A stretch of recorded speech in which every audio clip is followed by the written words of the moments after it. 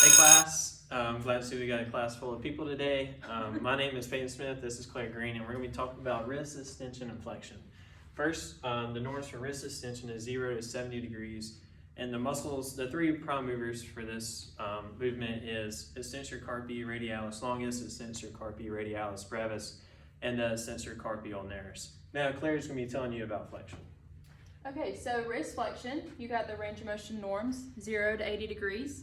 And so your three prime mover muscles are your flexor carpi radialis, flexor carpi ulnaris, and then your palmaris longus. Okay, what in your everyday life do you use wrist flexion and wrist extension? Like what motions? Me. Who? Me. I don't. Me. I don't Me. hear. Oh, you! Throw Are the ball. you new? No, throw the ball. Okay, so what was the flexion, or when do you use flexion when you throw a ball, and when do you use extension? When you go to throw a ball, it's an extension and it goes into flexion as the act of throwing it. Perfect. Good job. High five. Okay, that was another motion. So, high-fiving, is it flexion or extension, or both? It's also extension going into flexion. Perfect. Any other motions that y'all can think of? Me. Yes. Writing. And what motion's that? Wrist or extension. So the task we chose for wrist extension and wrist flexion is playing pickleball. And within the OTPF4, this goes under play. So whenever you go to serve the ball, you extend your wrist up and you throw it down, which involves wrist flexion and extension, just like we described in the classroom.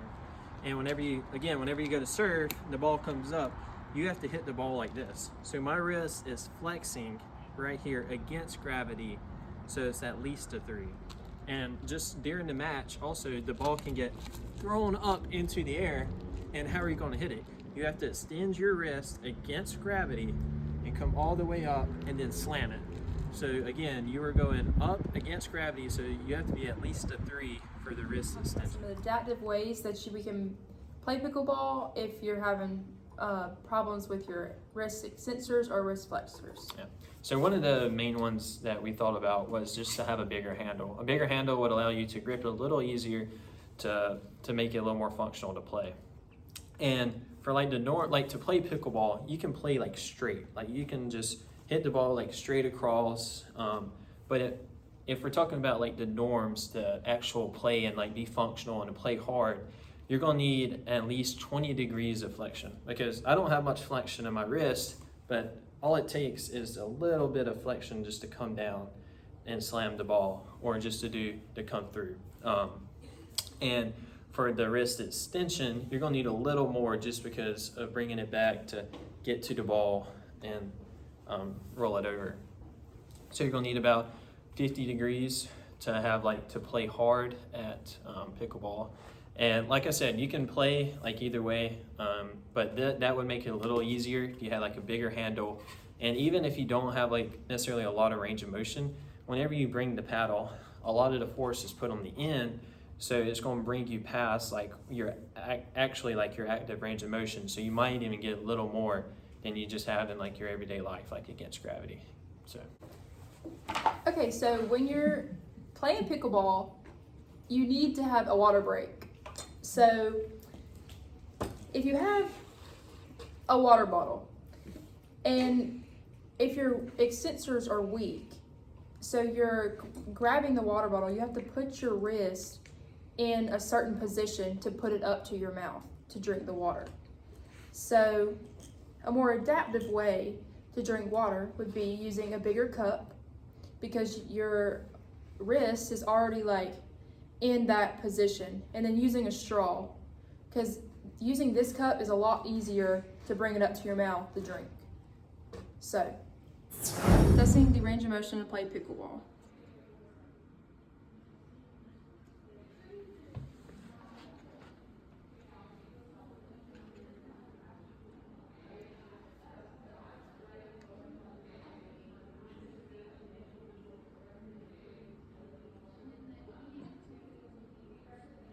Okay. So that's 20 degrees.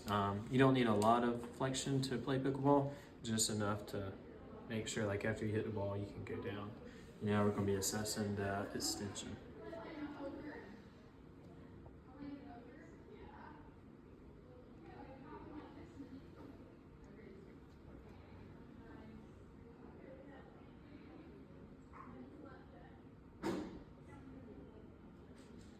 And you'll need about 50 degrees because when you come up, you're gonna need a little more to get the extension to come back down and hit the ball.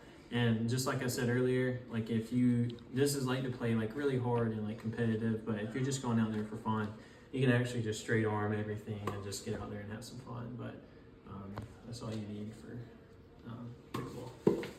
Hey Bob, catch.